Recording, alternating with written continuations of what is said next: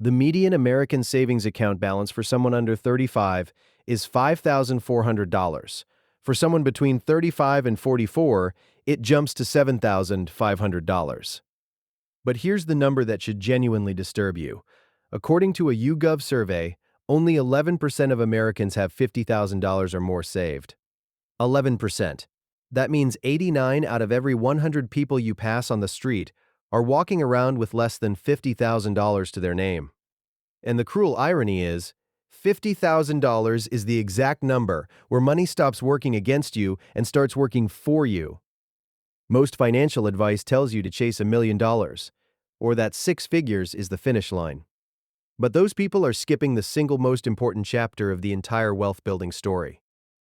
There's a threshold most people never reach, and once you cross it, the math, the psychology, and the opportunities in your life shift so dramatically that it almost feels like cheating. My name is Nick, and I create easy-to-understand animated videos about personal finance. If that's something that interests you, consider subscribing. I call this the $50,000 gravity line. And the reason I call it that is because everything below $50,000 feels like you're pushing a boulder uphill. Every dollar you save gets clawed back by some emergency, some bill, some unexpected expense that drags you right back to where you started. But once you cross $50,000, gravity flips.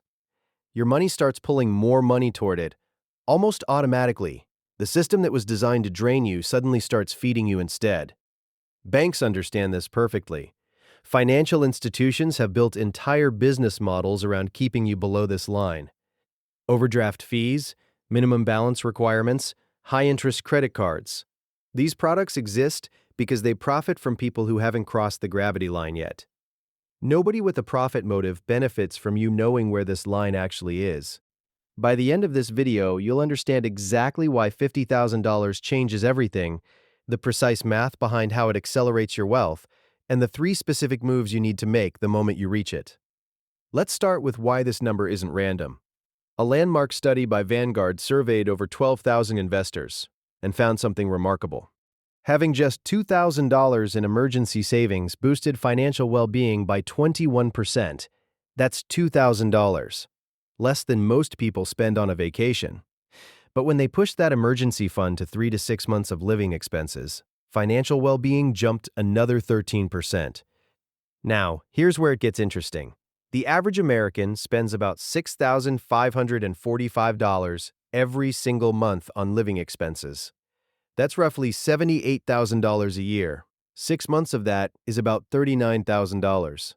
So when you save $50,000, you've not only covered 6 months of expenses with room to spare, you've crossed every single psychological threshold that Vanguard identified. But the Vanguard study only tells half the story. A 2024 UCL study published in Brain, Behavior and Immunity found that people experiencing financial strain were 59% more likely to fall into a high-risk biological health group within just 4 years. Your body literally breaks down faster when you're financially stressed. Cortisol, your primary stress hormone, stays elevated when you're worried about money. And 84% of Americans report experiencing financial stress, according to NerdWallet. That's not a statistic. That's almost everyone. When you're below the gravity line, your brain is stuck in survival mode. Every financial decision gets filtered through fear. You take the first job offer because you can't afford to negotiate. You stay in situations you hate because leaving feels too risky. You say yes to things you don't want because you need the paycheck. Your mental bandwidth is completely consumed by short-term survival. You literally cannot think about growth when your brain is busy calculating whether you can afford groceries this week. But something remarkable happens when you cross $50,000. Your brain shifts from defense to offense. Instead of asking, "How do I survive until Friday?" you start asking, "How do I grow this?" That shift isn't motivational poster nonsense, it's neuroscience. Now, you might be thinking, "Okay, Nick, $50,000 sounds great. But how does the math actually change?" Stay with me because this is where it gets really exciting. Let's say you're saving $1,000 every month and investing it at an 8% annual return. That 8% isn't fantasy. The S&P 500 has averaged about 10% annually over the last 30 years, And even adjusted for inflation, it's returned around 6 to 7%. So 8% is actually conservative. Getting to your first $10,000 takes about 10 months. Getting to $20,000 takes about 19 months total. And grinding all the way to $50,000 takes roughly 43 months. That's about 3.5 years of disciplined saving. It's brutal. It's slow. And it's the reason most people quit somewhere along the way. But here's the part that changes everything. Once you have $50,000 invested at 8%, your money generates roughly $4,000 per year in returns. That's $333 every single month that shows up in your account without you lifting a finger. You didn't work overtime for it. You didn't pick up a side hustle. Your money earned it while you slept. And it gets better. Going from $50,000 to $100,000 doesn't take another 43 months. It takes about 33 months.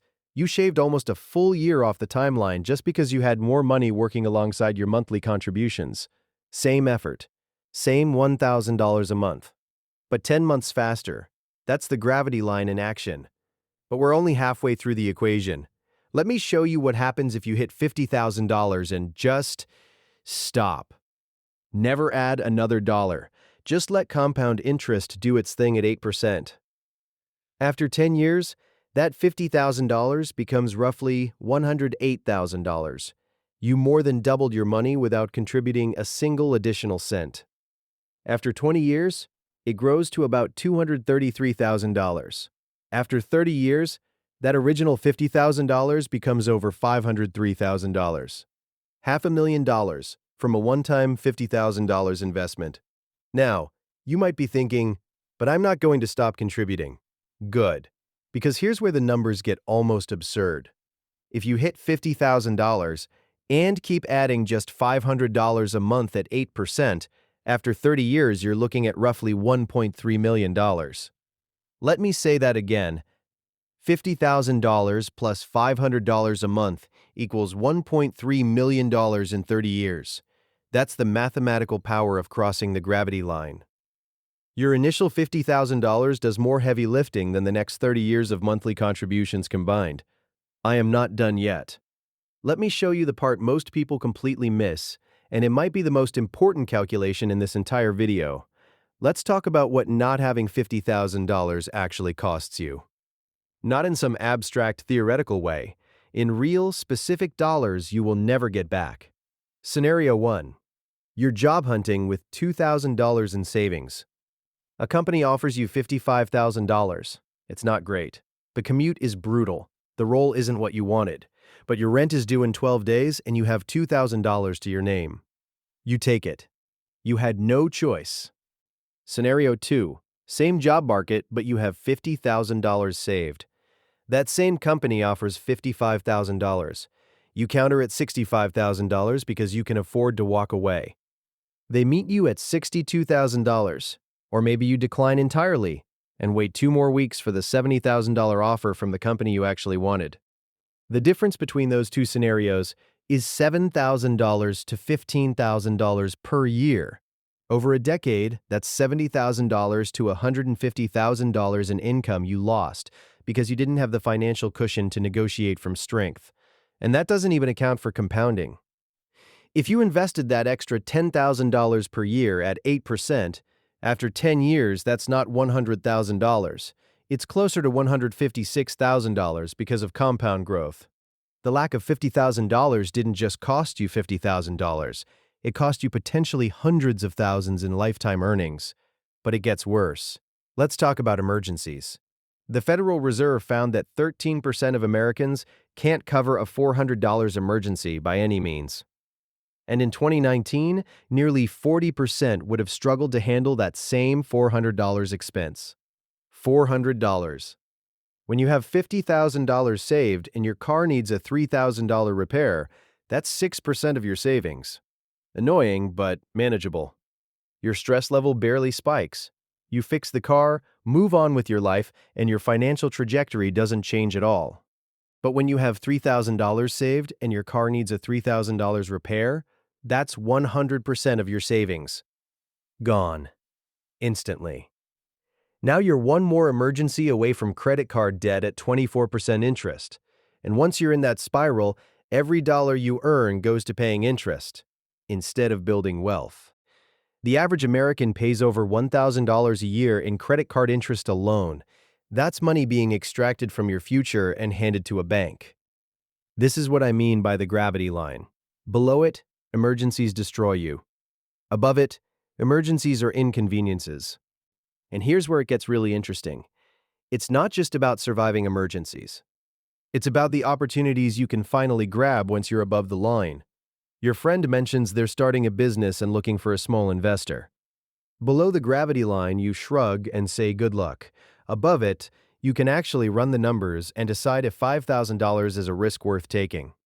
A certification program pops up that costs $2,000 but could boost your salary by $8,000 a year. Below the line, that's impossible. Above it, it's an obvious investment that pays for itself in 3 months. Even your housing situation changes.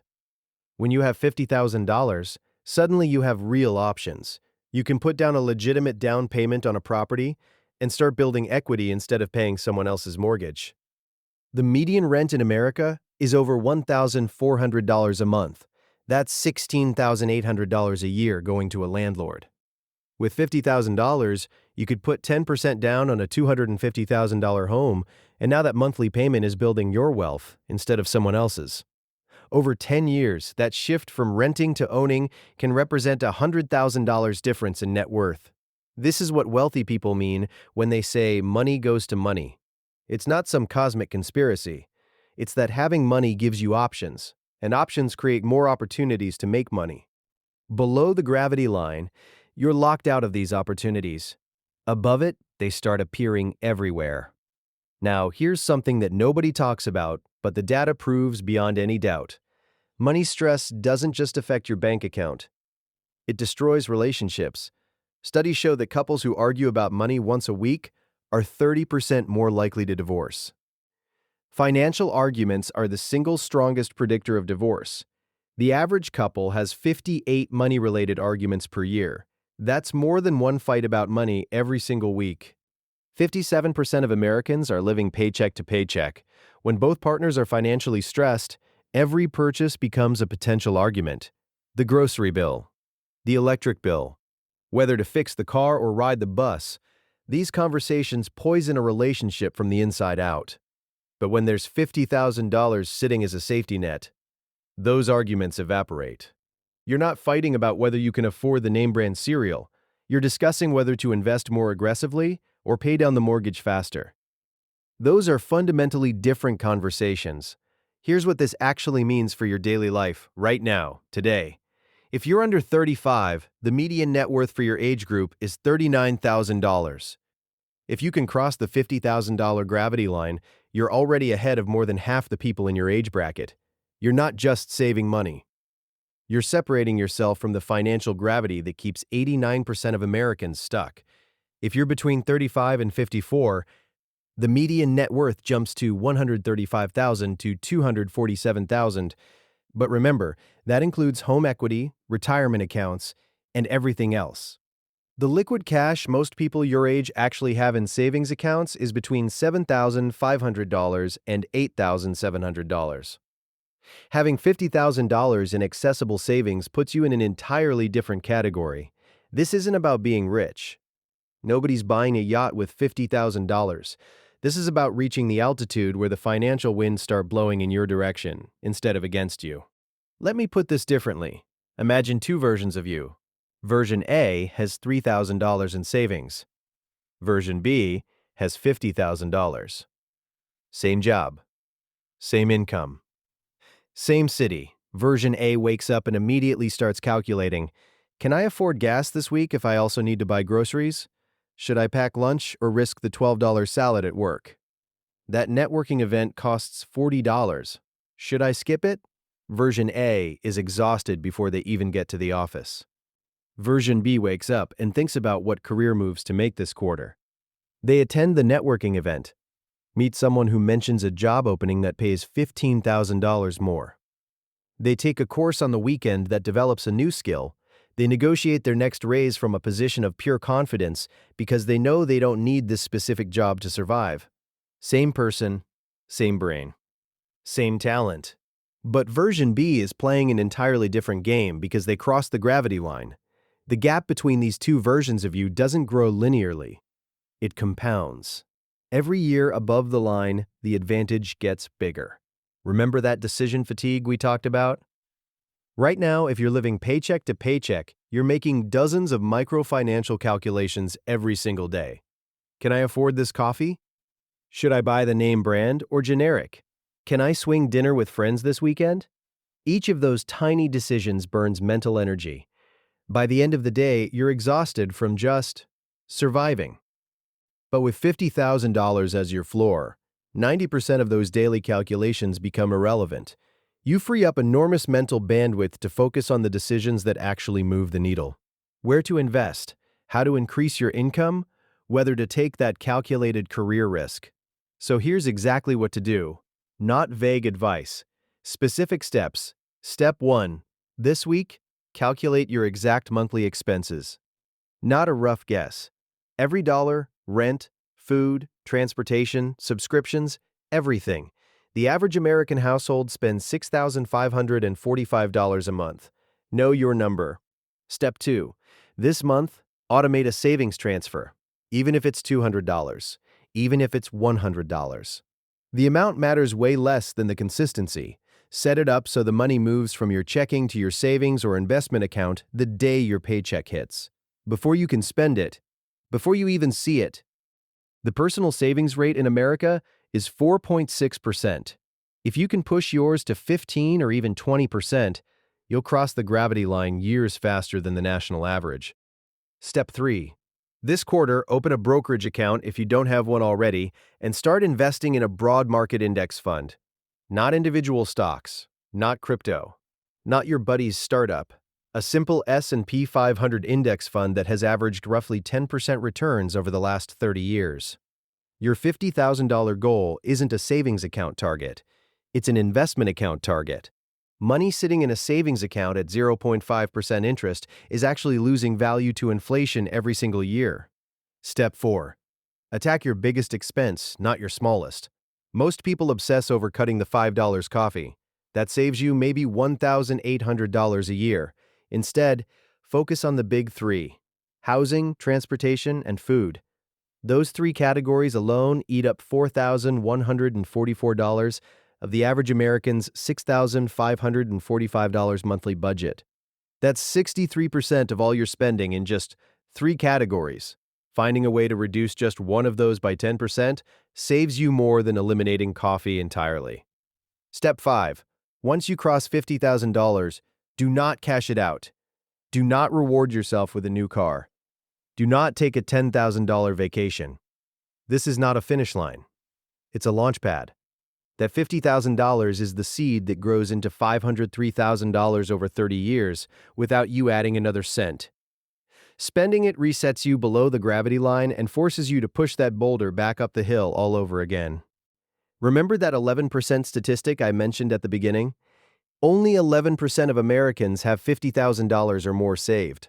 The entire financial system, the marketing, the advertising, the easy credit, the buy now, pay later apps, all of it is specifically engineered to keep you below the gravity line. Not because there's some grand conspiracy, but because the financial industry makes its money from people who don't have money. Overdraft fees generate $6 billion a year for banks. Credit card interest generates over $100 billion annually. Those profits come directly from people below the $50,000 line. Now you know something that 89% of the population doesn't. You know exactly where the gravity line is. You know exactly why hitting it changes everything. And you know the specific math that proves your money starts working harder than you do once you cross it. The $50,000 gravity line isn't about being wealthy. It's about escaping the financial gravity that keeps most people stuck in the same orbit their entire lives. Every dollar you save between now and that line is a dollar fighting against the current. But every dollar after that line, it's a dollar with the wind at its back. Start building towards your gravity line today. Because your future self isn't hoping you'll figure this out. They're counting on it. If this video helped you see money differently, hit that subscribe button. I make videos like this every week breaking down the real math behind building wealth. And I promise you, The next milestone after $50,000 is even more powerful. I'll see you in the next one.